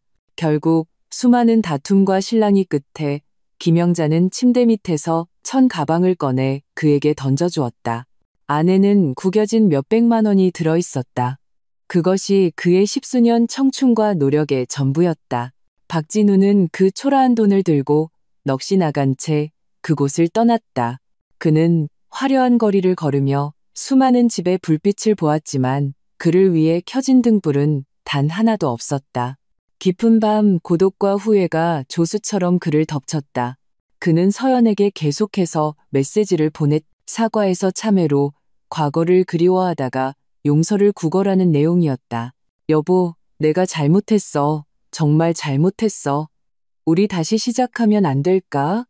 앞으로는 정말 당신 말만 들을게. 서연아, 보고 싶어. 이 집은 당신 없이는 안 돼. 그러나 그가 보낸 모든 메시지 옆에는 차가운 붉은색 느낌표가 따라붙었다. 메시지 전송에 실패했습니다. 상대방이 수신을 거부하였습니다. 박진우는 그 느낌표를 멍하니 바라봤다. 오랫동안 휴대폰 화면이 저절로 꺼질 때까지 어둠 속에는 한 남자의 소리 없는 절망적인 흐느낌만이 남았다. 반년 후, 반년의 세월이 쏜살같이 흘렀다. 한때 그를 매일 밤 숨막히게 했던 그 집은 이제 완전히 다른 세상이 되었다. 무겁고 답답했던 짙은 색 커튼은 사라지고 가볍고 하늘하늘한 흰색 레이스 커튼이 그 자리를 대신했다. 오후의 햇살이 아무런 방해 없이 쏟아져 들어와 온 집안을 투명하고 따뜻하게 비추었다. 공기 중에는 더 이상 박지혜의 값싼 향수 냄새도 강민준이 먹다 남긴 과자의 달콤한 냄새도 없었다. 대신 서연이 직접 피운 백차 향초의 맑고 고요한 향기가 감돌았다. 강민준의 크레용 낙서로 더러워졌던 벽은 깨끗한 아이보리색 페인트로 덮였고 벽에는 서연이 여행 중에 찍은 풍경 사진이 걸려 있었다. 푸른 바다, 금빛 모래사장, 하늘과 바다가 맞닿은 풍경. 거실 중앙의 잡동사니로 가득했던 거대한 테이블은 사라지고 그 자리에는 부드러운 양목 카펫이 깔렸다. 옆에는 미니멀한 디자인의 플로어 스탠드가 서 있었다. 모든 변화는 마치 새로운 붓으로 과거의 추악한 기억들을 하나하나 깨끗이 지워내는 듯했다. 이곳은 더 이상 박씨 일가의 무료 여관이 아니었다. 오직 서연만을 위한 진정한 집이었다. 한 통의 전화가 그녀의 생각에 잠긴 것을 깨웠다. 어머니의 기쁘면서도 약간은 타박하는 듯한 목소리였다. 서연아, 너 이 녀석 어떻게 또 우리한테 이렇게 비싼 크루즈 여행을 예약했니? 나랑 내 아빠는 평생 이렇게 큰 배는 처음 본다. 서연은 소파에 기댄 채 저절로 입가에 부드러운 미소를 지었다. 엄마, 평생 고생하셨는데 이제 좀 즐기셔야죠. 제가 돈 버는 건 제가 사랑하는 사람들이 더 좋은 삶을 살게 해주기 위해서예요. 이 말 그녀는 한때 박진우에게도 했었다. 하지만 그때 박진우는 그저 당연하다는 듯이 대답했다.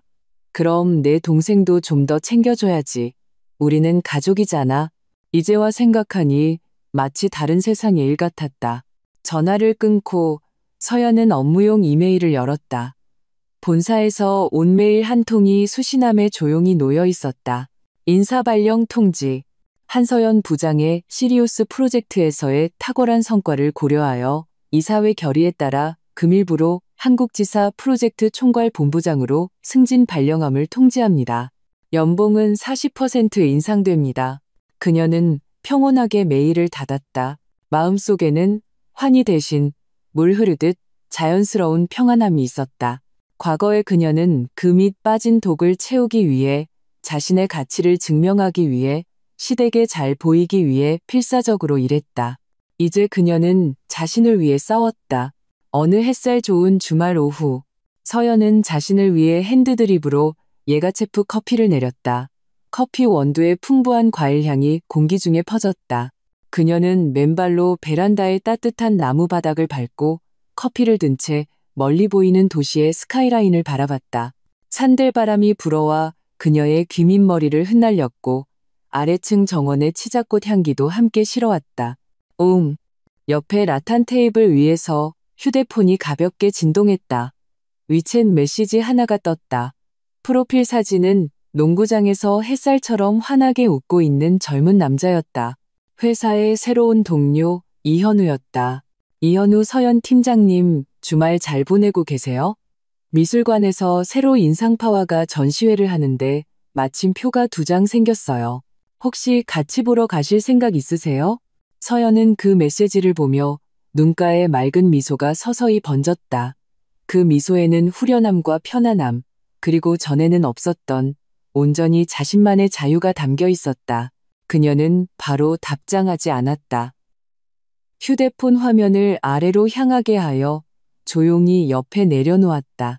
그리고 그녀는 눈을 감고 라탄 의자에 기댔다. 커피 향, 꽃향기, 그리고 햇살 냄새가 섞인 공기를 깊이 들이마셨다. 미래가 어떤 모습일지 그녀는 몰랐다. 하지만 그녀는 알았다. 지금부터 모든 가능성은 그녀 자신이 선택할 것이며 모든 발걸음은 그녀 자신의 단단한 땅 위에 놓일 것이라는 것을.